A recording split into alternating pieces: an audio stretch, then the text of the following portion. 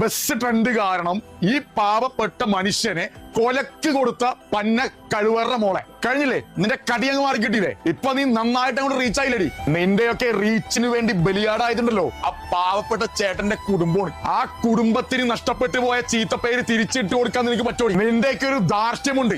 നീയൊക്കെ എന്ത് കൊണ കാണിച്ചാലും നിയമമൊക്കെ നിന്റെ കൂടെ നിൽക്കുമെന്നുള്ള നിന്റെ ധാർഷ്ട്യം കാരണമാണ് പാവപ്പെട്ട മനുഷ്യർ ഇതുപോലെ ബലിയാടാവുന്നത്. നിന്റെയൊക്കെ സമ്മതമില്ലാതെ ഒരുത്തൻ നിന്റെ ദേഹത്ത് കൈവച്ചിട്ടുണ്ടെങ്കിൽ ആ സ്പോട്ടിൽ അവന്റെ കവാലടിച്ച് പൊട്ടിക്കണം. അല്ലാതെ സോഷ്യൽ മീഡിയ ബോധവൽക്കരണ ക്ലാസ് നടത്താൻ വേണ്ടി ഇങ്ങോട്ടേക്ക് ഉണ്ടാക്കണ്ട. അതൊക്കെ പോട്ടെ, നീ ഏതെങ്കിലും സ്റ്റേഷനിൽ ഇയാൾക്കെതിരെ പരാതി കൊടുത്തിട്ടുണ്ടാ? ഇല്ലല്ല. നിന്റെ കൊണ പിടിച്ച തൊലിഞ്ഞ മോന്ത ഞാൻ ഇതിലോട്ട് ഇട്ടോട്ട് കൊടുക്കാത്തതാണെന്നറിയോ? നിനക്ക് വേണ്ടത് ആ ഒരു സംഭവമാണ്, റീച്ചോളി.